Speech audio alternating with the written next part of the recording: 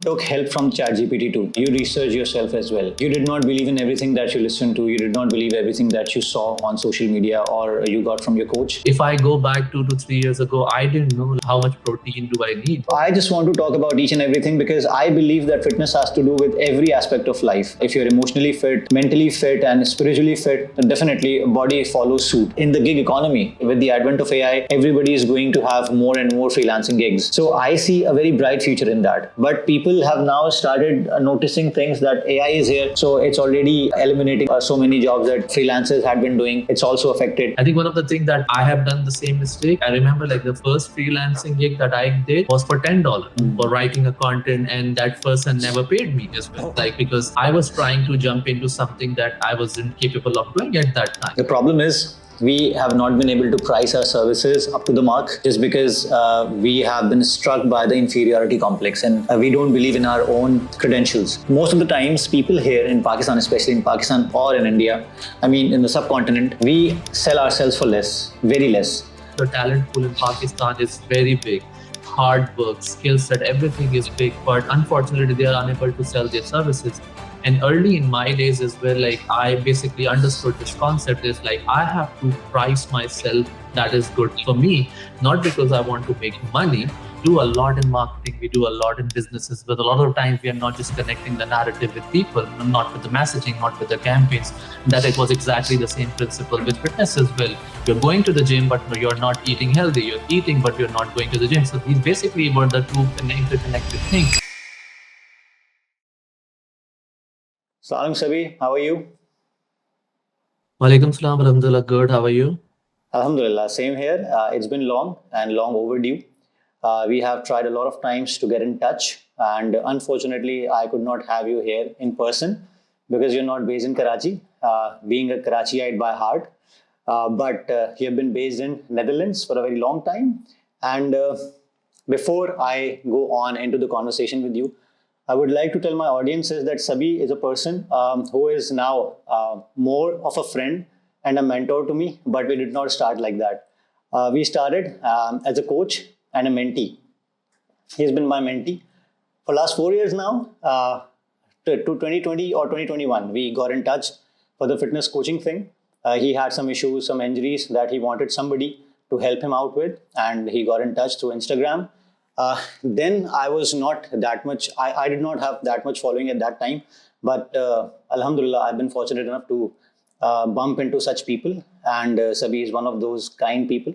And now, after 4 years or 5 years of this friendship, I asked him to come on board to have one-on-one chit chat, to have a heart-to-heart for my audiences, because I talk about a lot of things with my friends and with my mentors about business, about relationships, about fitness. So Sabih actually gets into each and every category that we talk about on my platforms. So Sabih, welcome on board. Yeah, happy to be here. Thank you very much for a warm introduction. You're welcome, man. You're welcome. I'm very much excited. It's been a journey with our relationship. Yes, of course. I would like to start with the fitness thing first of all because I want to sell my fitness coaching without selling this thing. And you are the right guy to sell this. You are the right guy to sell this audiences to the people without pushing my proposition to their throats. So, what made you contact me in 2020, 2021? Because when I was trying to get clients online, when I was on a struggling phase, I had just left my 9 to 5. I still remember those times. And you were the few of the first clients that came on board, and we built a very good relationship. You started following things. You were not very consistent at that time, but by the passage of time, you became consistent. You had a lot of things to unlearn, and you're still learning and unlearning those things as we now have become friends. So we have more conversations than ever before. So what if I ask you that why did you choose Fitlect or Fahad or me in the very first place? Because you had been bombarded with a lot of fitness coaches around. Because I have asked this question because I want to help my coaching community as well. That what are the communication points that help other people to attract clientele? Yeah. I mean, I'll try to remember because it's been like 4 years or more. So I'll try to remember the bits and pieces of everything. I think just like every other person, like fitness has been the thing for when we were young and we were growing up, we were trying to build muscles, and it was always there. Hmm. It was nothing new to me. I mean, while traveling as well, I've been looking into gyms and all of the other stuff. And before talking to you, if I remember correctly, I was in contact with a guy, really inspired with a guy in India. I think we both follow the same guy, like Saurabh. I mean, he was excellent. He was posting like a lot of videos online with the HIIT program and very intense. So, with all my injuries that I was carrying over the last couple of years or more than a decade, I just pumped into it. I started with his course, and I mean, his course was really good, but it was really intense. And I mean, after 2 weeks of getting into his course, I basically burned out because my body was unable to handle it. I mean, doesn't mean that his course was not good. His course was good. He was very personalized coach. He was giving me all the tips, but my body was not responding. And while I was just following his content, and at that time I was like the religious follower or religious user of Instagram. And so I just saw you, and the first thing, and I think the only thing that attracted me towards you is the professional vibe. Is somebody, I mean, I'm in marketing, and all time we do persona by persona, so try to understand our audience. And I immediately stop when I look at one of your posters, I think, where half of it was like a professional attire and half of it was like muscles. And I really attracted with that because I don't think like anybody was doing that. At least nobody was popping up in my feed, and it was immediate like a stop scroll kind of a method for me. It's like, what is this guy doing? And then I looked into your profile, like, yeah, this is a Pakistani guy. Because for me, like on Instagram, even like it's not always Pakistani content; it's a mixed content. And I mean, that was kind of a start. I didn't think too much about it. I did look into like what sort of training you were doing, but it was like a vibe match, I would say, because being a professional working from home or working, in a remote culture, I did understand like what you're trying to sell, although your narrative wasn't clear at that time, like wasn't that clear. But yeah, it really struck me. So I think that's how I just contacted you, and you immediately replied as well. So yeah, that's. I think my narrative is still not clear to a lot of people because a lot of people actually message me. Yes, a lot of people are of concern that I keep dithering here and there and I keep jumping ships. And my perspective is that I have a personal brand, which is Fitellect is something that fitness meets intellect. I talk about fitness. I invite people like you who talk about intellect, and we converge the points, the communication points. But when it comes to Fahad Raza is a son, Fahad Raza is a brother, Fahad Raza is a societal member, he's a family member, he's a doting father, doting husband, and everything that a common person can be. So I just want to talk about each and everything because I believe that fitness has to do with every aspect of life. If you're emotionally fit, mentally fit, and spiritually fit, then definitely body follows suit. It does not go the other way around. So first of all, we have to take care of these things. So that's the narrative I try to build, and who can understand more appropriately the things like narrative, because you have been into marketing, you have been into narrative building, you have been into digital media for a very long time. And I would like to ask one very important question. What are the few things that you believed at that time, 4 or 5 years back, but you don't believe in them anymore? Any two or three important things that you consider stupid now?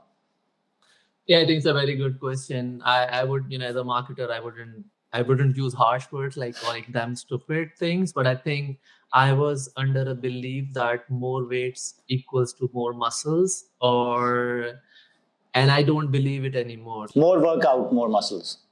Yeah, I mean, more workout, you have to lift heavy. That's how you build muscles. That's how you just do everything. I think that has been the case with me and with a lot of people in Pakistan, all over the world. They just misunderstand this concept of, let's call it a bodybuilding, call it whatever you want to call it. But I think that's a misconception that you can go to gym 7 times a day and you will be fit, you will be muscular, or you can be lean. I don't believe it anymore. And in the last, let's say, 7, 8 months, I have been practicing that, like not lifting heavy. And one of the reasons why, I wasn't consistent enough over the last 3, 4 years is because I was just so scared of my journey. And this is where you helped me a lot in, it's a mental game. Something that I really learned from you is it's not motivation. It's not consistency. It's a mental game. You have to understand what you are capable of doing, and you have to start small and then you build consistency over it. So yeah, I don't believe in lifting weights anymore, although I mean I'm 38, almost going to be 38 or so, I can't lift heavy. That does not mean that it's an excuse, but I don't believe in lifting heavy. It's about compound movements, it's about being consistent. And I think I'm in a very good shape right now compared to last couple of years. So yeah, Mashallah. that's something I believe and I don't believe anymore. What about the nutrition part? That's the hardest part anyone can face.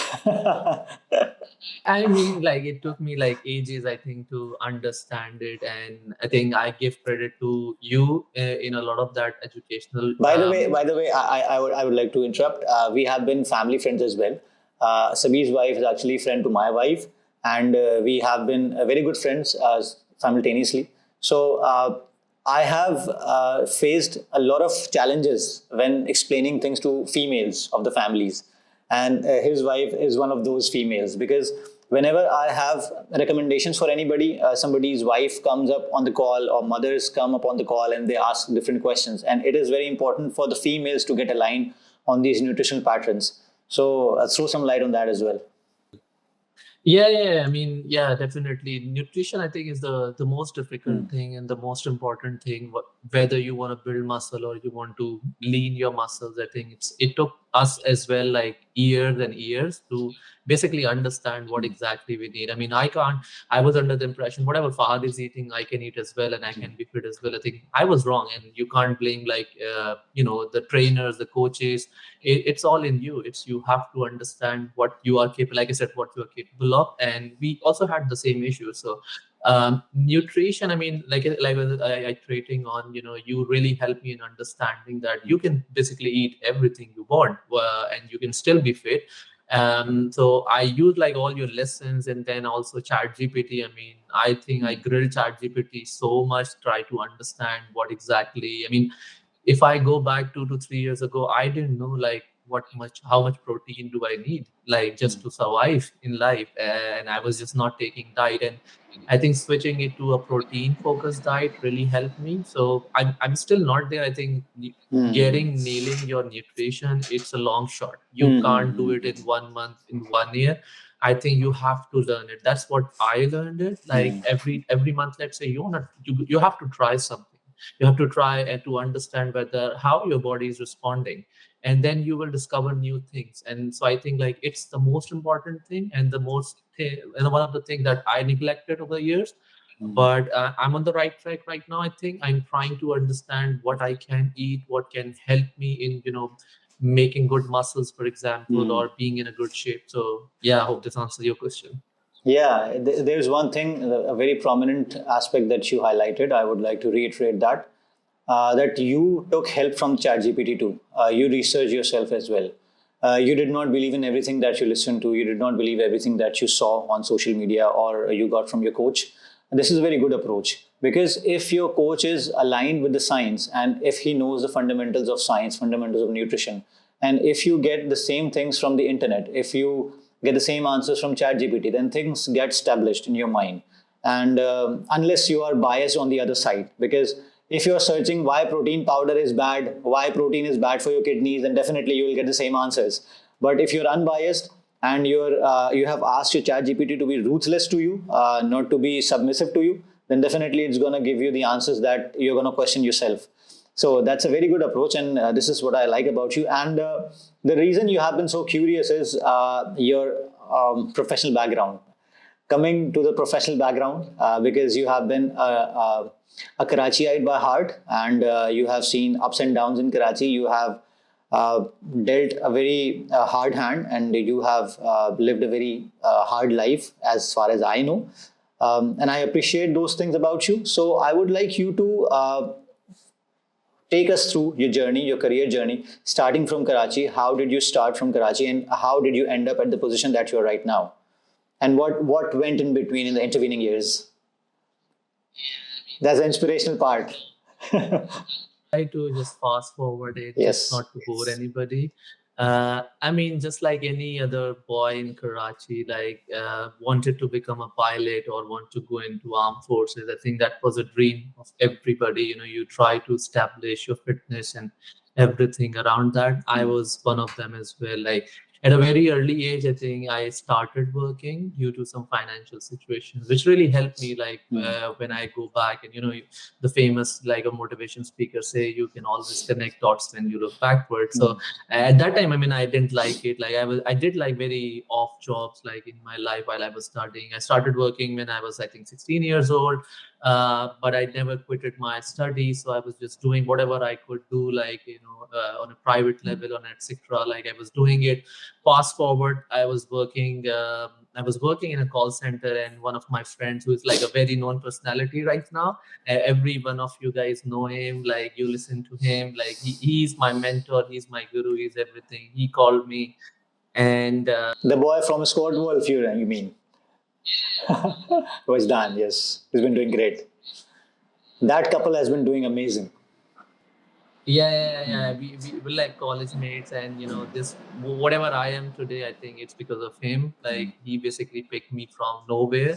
So I was in a call center. He picked me. We discussed. He brought me in. I didn't know anything about marketing because I wanted to become either a pilot or a banker. So this is how my journey started. I was a little bit good in numbers because of my father, because he was a banker. So I mean, fast forward, we started. I think we were the very few people in Pakistan that started with online marketing. Nobody knew about that at that time, and we were just working with international companies. We started from there.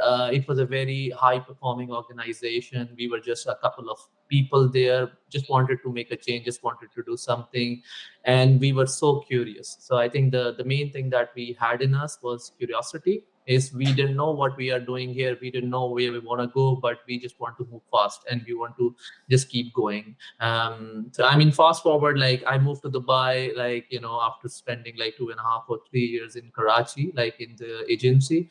And then from there, I always had this dream of like, I need to be better version of myself, like every day try to learn things as well. Like I built this habit while I was in Karachi to read as many books as possible, because my English was horrible at that time.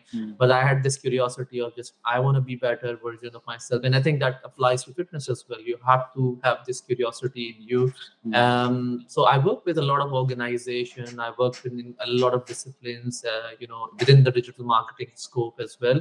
And but the curiosity, I think one of the takeaways for my life is the curiosity was always there, that every month, every year, I want to learn something new. Within my own domains, I don't want to become a doctor, of course. I just want to be like one step ahead. And so, yeah, I mean, in Dubai, like I spent 7 years working for different organizations, working with very big organizations as well in terms of media spend and other things as well, and work with multicultural people, seen the fitness trends in Dubai as well. Like I said, Vaitan, and Gary Tech was my biggest inspiration. A lot of people in Karachi, they know Gary Tech. A lot of people in Pakistan and abroad, they know Bastan Gul. So those were like my key inspirations, and where I am today, like it's because of those people. And then while I was in Dubai, I was working with a Dutch company, and the COVID time happens, and they offered me a job, like wanted me to move, and I was always curious about like moving to Europe because of the weather, primarily, and because also I also had this belief, because I was reading like a lot of books and learning from a lot of people abroad. I knew that the main market is in Europe or in Americas, let's say, in not in terms of money, but in terms of how you can develop your skills for the betterment of the kids as well. So I took a move, like and in between, like I worked with a lot of companies as a consultant. So while I was working full time, also built this habit, and I know like a lot of people now, they do the side project, they do consultancy. So I was like an early starter that time, like just working for some clients as a consultant. And yeah, I mean, fast forward, I came to Europe, and I mean, I was always a risk taker. I still am. And I was just in 9 months in Europe, and the company where I'm working right now, Sales Screen, they approached me, and I started working with them because I mean, the product was amazing. It was about motivation again. So I think the stars were calling me, everything was calling me. So yeah, fast forward, I mean, this is my journey. It's the hustling, it's the curiosity, it's never giving up kind of a personality that I have built over the years. That's been amazing, and I already knew these things, but you elaborated further for me to connect the dots, because I would like to take this opportunity to ask this important question that you have been in three geographies: Karachi, Asia, Middle East, and then Europe.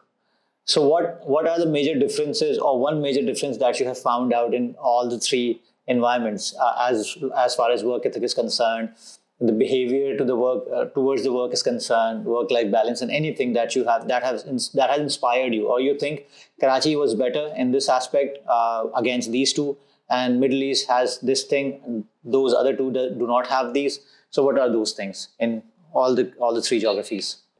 I think there's no good and bad like in any geography. Like I think it's the people, it's the mentality, and I think the biggest difference that I have seen and we have seen as a family is the exposure. Unfortunately, the situation that we have in our country, it's not even bare minimum, like to in a lot of cases. But I strongly believe that the talent pool in Pakistan is incomparable. Like you cannot have it across the board. Like both in India and Pakistan, let's say the talent is there, but unfortunately the system is not in place, both from the India and Pakistan side. So I think that's a major difference that I have seen. Like in Middle East and in the Middle East there wasn't a culture, to be honest. Like it was just whatever you are carrying it from your home country, you are bringing it to another country where you are being facilitated with with a lot of things, but you do not have like a system there as well. It's an artificial system. But in Europe, I think one of it's an exposure. You have more free will, let's put it that way. Like you have more free will to have your professional life, or you plan your professional life. You also have a free will of having your life balance as well. I think one of the things that I have learned, and I think it's not the same in Americas, it's the perfect life balance. Like I was treating like the exposure is there, and one thing that I believe that in Americas, because I work with American colleagues as well, so in America, like the hustle culture is like the number one thing, the hard bit. But if you come to Europe, like you experience a perfect life balance as well. For them, like their health is a priority, their family is a priority. Doesn't mean that in Americas it isn't, but in Europe, I think it's the number one thing that they care about. They eat clean, they work out really well, they have a perfect system in place. So like I was like iterating on the system, I think that's something that I see clearly missing in Pakistan and in Asia and even in Middle East as well, which you can find it in Europe. Like the culture, the system is there that basically forces you to have a work-life balance, that forces you to have a career growth plan as well, and it doesn't burn you out. So I think it's one of the things that I have learned in Netherlands as well. They build a system in a way that you will not burn out, because they are facilitating you in so many different ways that you automatically start behaving like a normal person, which is not new to anybody. Like if you go back like 50 years ago, the culture, the ecosystem, the everything was in Pakistan was the same thing, but unfortunately we didn't carry out like from our generation. So yeah, that was the key thing that I've learned. Okay, I remember you telling me a few months back or a year back that you had been a very prolific freelancer back in the day, and you had a very strong profile in Upwork, and you have done a lot of work, and you have learned a lot of dollars. So, how do you see these things right now? Because it's just like a wave here, and a lot of people have been jumping on the bandwagon. A lot of people have stopped working because now they think it's not going to pay them much as it used to pay ever before. So, how have you seen freelancing as a profession emerge from its the advent of this thing, and where has it landed right now? As if you see Pakistan in isolation and you see abroad in isolation, how do you see that? Do you see any growth? Because in the gig economy, basically with the advent of AI, everybody is going to have more and more freelancing gigs. So I see a very bright future in that. But people have now started noticing things that AI is here. So it's already eliminating jobs. So many jobs that freelancers had been doing, it's also affected. So how do you see freelancing in the present era, and how do you see the future of freelancing, both in Pakistan and abroad and globally? Yeah, I mean, AI was always there. Some sort of automation was always there. Let's say, and job market was always at risk. I mean, with more access to information with internet and more access to information with AI, I think everybody is just in panic mode because one, they are not focusing on upscaling upgrading their skills, and think that puts them into a pool where everybody's panicking, everybody's worrying. Like, I'll start with like how I basically built my freelancing career or slash consulting career, and I'll try to connect it with what is the key difference that I have seen and I have built in my role as well, in my job and personal life as well.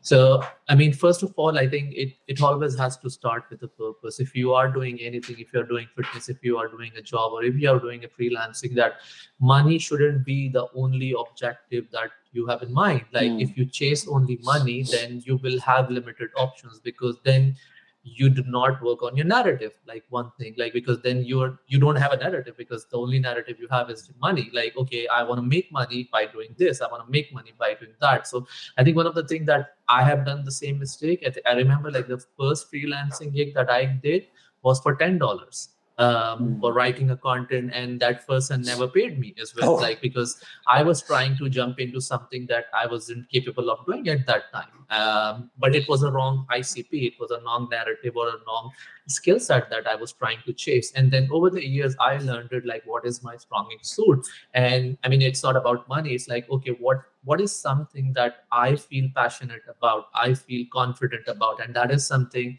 you start to practice, you start to do in your job, you start to do in your part, in your free time as well, and that build up your muscle arm, for example.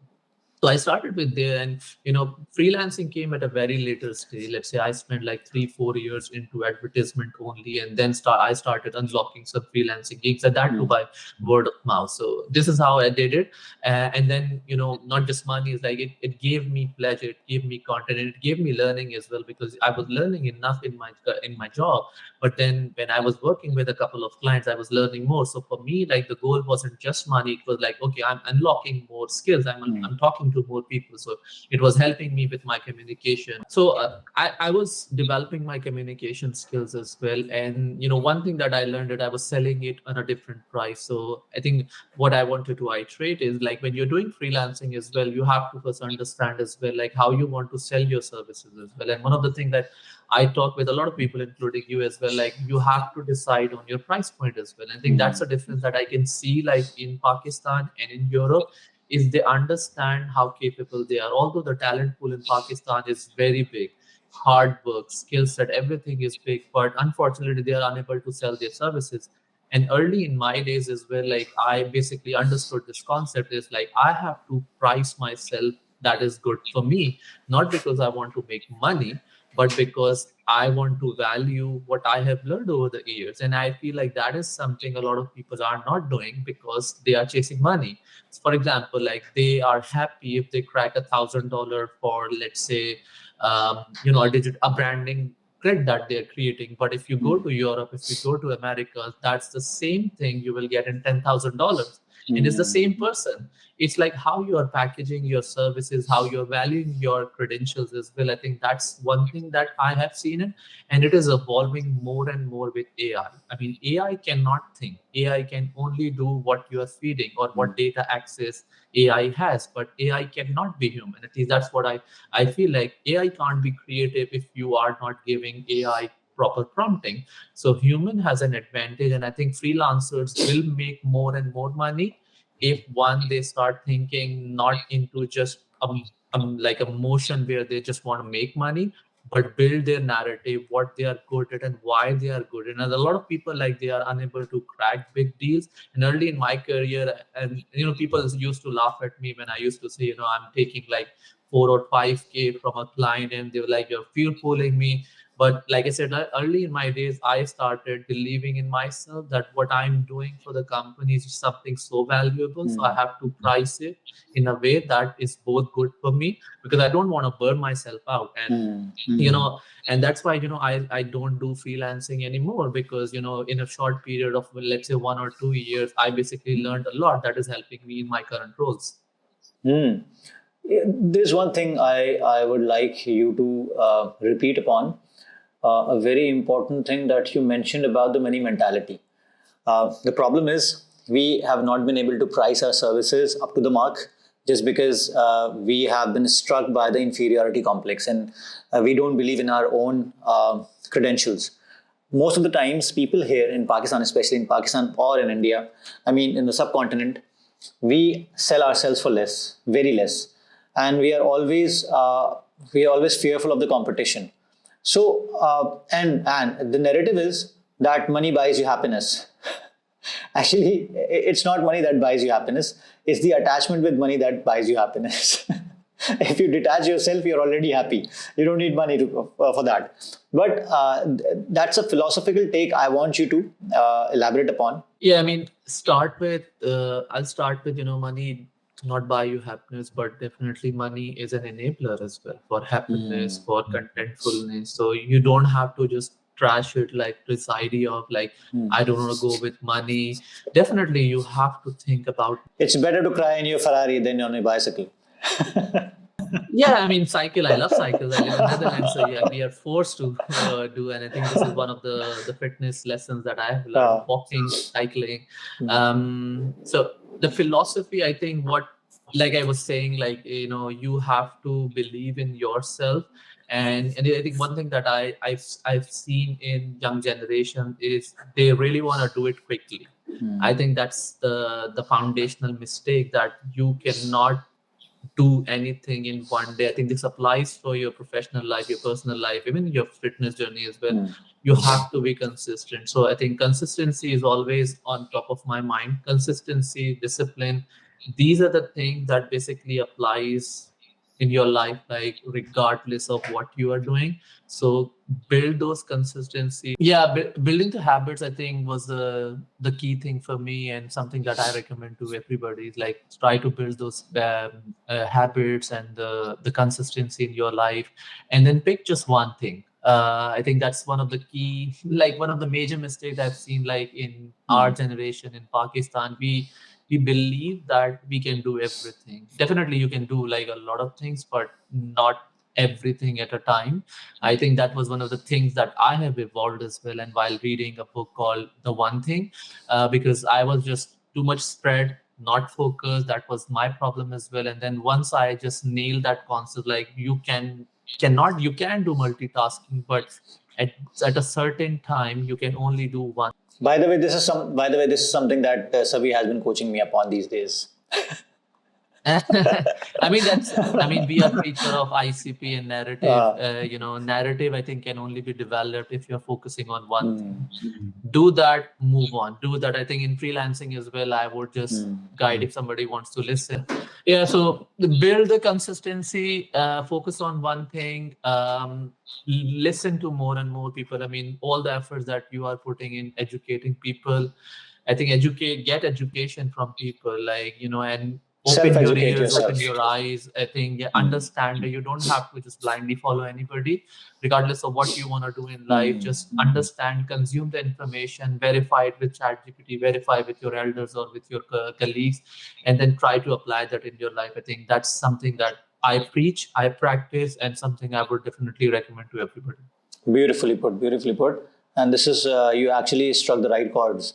I would not like to end this conversation, but we are short on time. So we have to be aware of this thing as well. Going forward, concluding this conversation, I would like to ask one last question that you mentioned something about your new venture, the Shake Up, right? And you told me about something inspired by the fitness journey, inspired by the conversations we have had. So what's that, and what are your future plans with that thing? Yeah. Thank you very much for bringing my idea. I think Shakeup is not something, it's just a website or a company that I want to run it. It's a philosophy. It's everything. If you combine my 15 years of experience, this is something that I've been believing in for the last 1 year, because I'm just preparing like a lot of ideas, throwing it into the bin, then working on other ideas. And the name is funny, like the name is Shake Up, and if I go back to like why Shake Up, and a lot of people that I've shown my idea, like they keep asking me the same question, like why this name. And it's been like a year of practicing fitness, like overall, and I basically learned everything from fitness. And so what is Shake Up is, first I'll say, it's not another marketing agency, for example, or a marketing people who can do like magic for your business. It is something that we have seen the pain firsthand on both sides of the place. Like, as a as a company hiring people or company who hired people or working as a freelancer as well, I have seen so many gaps. And one thing that I have seen like is the connection, and that exactly the same thing that I've seen with my fitness as well. Like, okay, so yeah, if you are not connected, or if you're building not building a connection with your body, everything basically fall apart. And that's something I have seen it, like, going to the gym, eating whatever I can, doesn't add up anything. You are not losing weight or you're not building muscle. And that I discovered, like, okay, you have to understand the concept of your nutrition, like your protein. And when I was learning about nutrition, I discovered protein, I mean, which you have been talking a lot about, like protein, calorie in, calorie out. So I just grilled and chat GPT in so many different ways. One, I was just looking into my fitness journey. Yeah, one day I was just looking into, or I was just working on ChatGPT and trying to nail down my nutrition, my protein. And while I was working on my job as well and trying to make a strategy, these two things then collide. Like, okay, this is exactly the same principle in marketing as well, like in businesses as well. Like, we do a lot in marketing, we do a lot in businesses, but a lot of times we are not just connecting the narrative with people, not with the messaging, not with the campaigns. And that it was exactly the same principle with fitness as well. You're going to the gym, but you're not eating healthy. You're eating, but you're not going to the gym. So these basically were the two interconnected things. And this is where then I started just feeding more to my ideas. So yeah, this was the idea about Shake Up, and I'm really excited to basically kick it off next year. It's in the final works, and it is like I said, it is inspired with fitness. It has everything that a common person would understand. Everybody understand. Kind of, I believe that it's something every business needs right now. So, hope for the best things for you. And in the words of Steve Jobs, everything connects, every dot connects when you look backwards. So, you have got that in your mind, you have got that blueprint with you. So, Allah bless you with those plans. And it's been a pleasure talking to you, Sabih. Looking forward to have more. Till then, would like to say goodbye. Thank you very much. Thank you very much. Thank you very much. Assalamu alaikum. Salam.